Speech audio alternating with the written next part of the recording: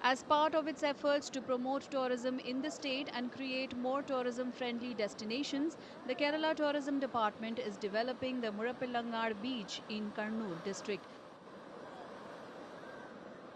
The Murapillangar Beach is Asia's largest drive-in beach.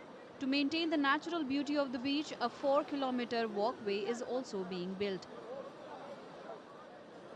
Work is currently underway on the 233 crore rupee project that is now 80% complete.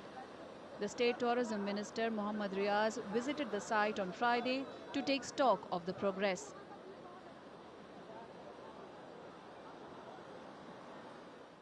കേരളത്തിലെ പ്രധാനപ്പെട്ട ഒരു tourist കേന്ദ്രമായി ഇത് മാറുകയാണ്.